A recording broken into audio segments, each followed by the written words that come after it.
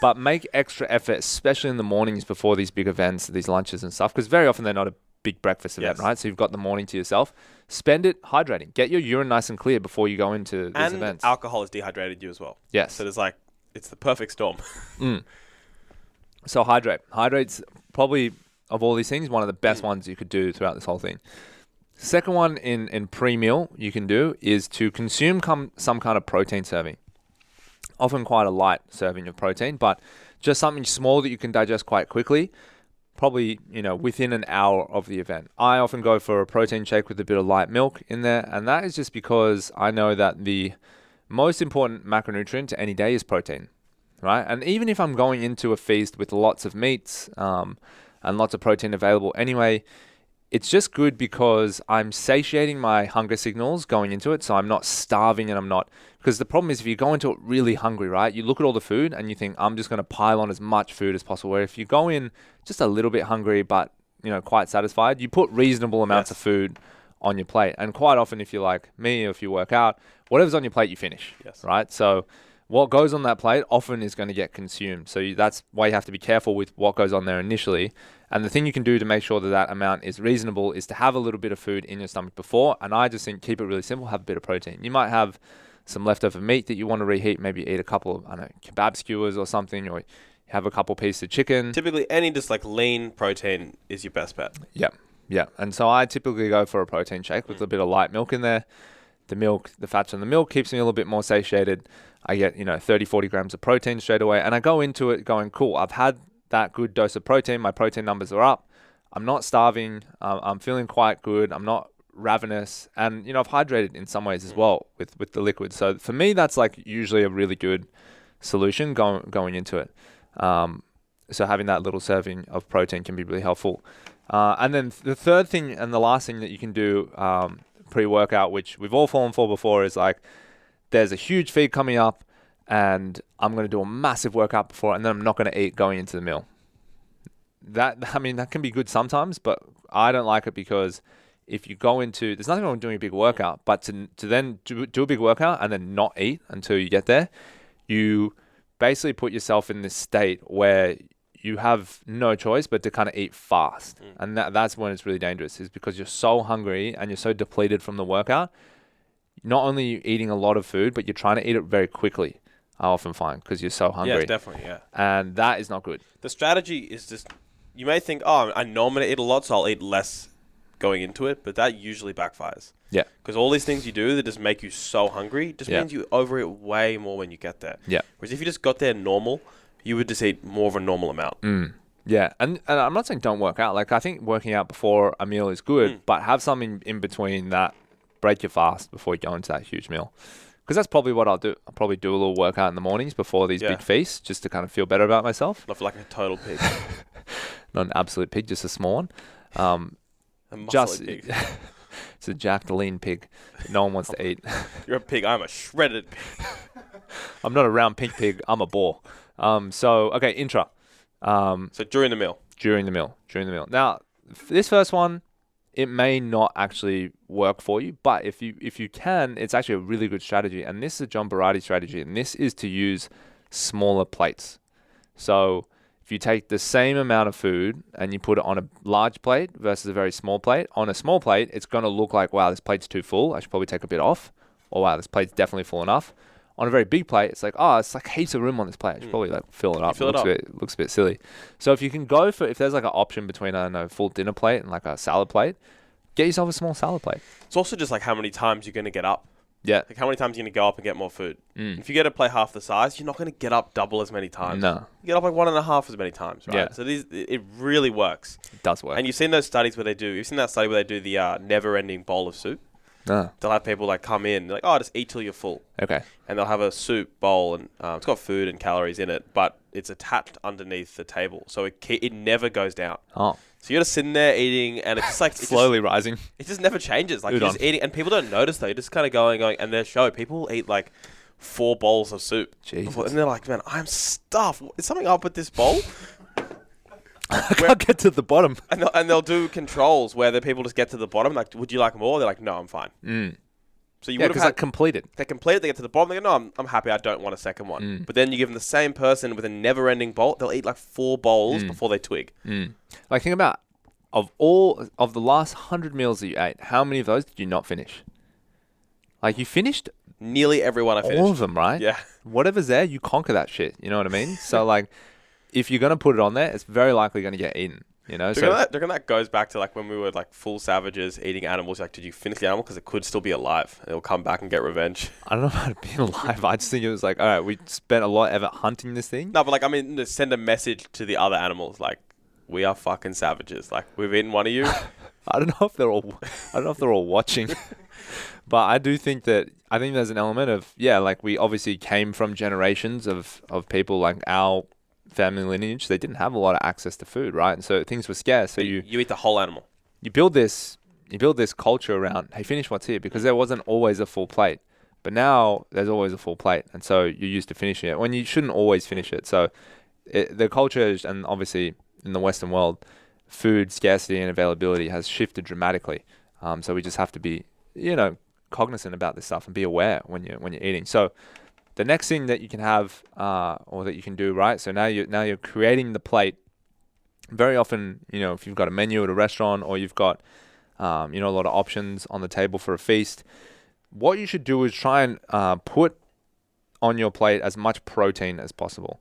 So obviously it's the temptation is to go, I want the potatoes and I want the rice and I want the sour cream and I want, you want a little bit of everything, which is great.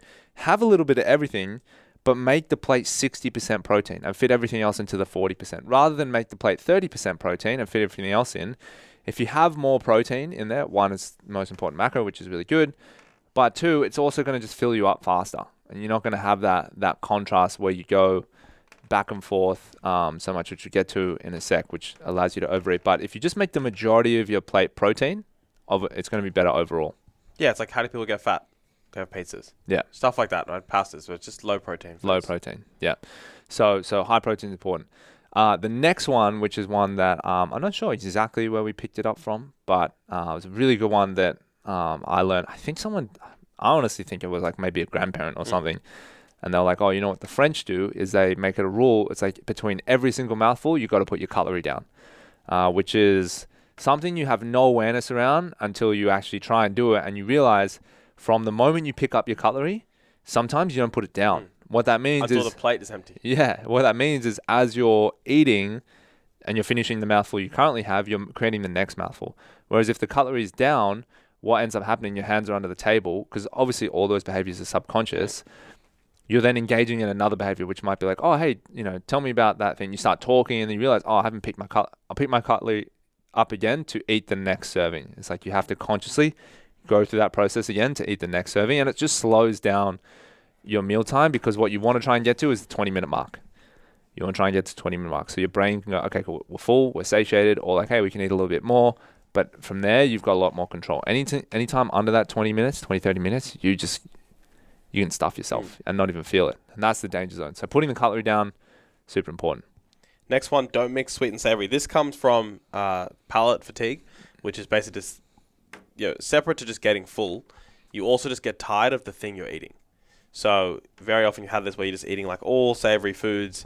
You're kind of sick of it, but you could definitely eat something sweet. And that's how, I think when you go to a buffet, they say eat about 30% more than when you just don't go to a buffet. And you have you can eat as much as you want, but it's the same food every time. Right. So as they increase the number of foods, you typically can just eat more because you get no palate fatigue. So mixing sweet and savory is like a surefire way to make sure you consume way more than you normally do. Yeah.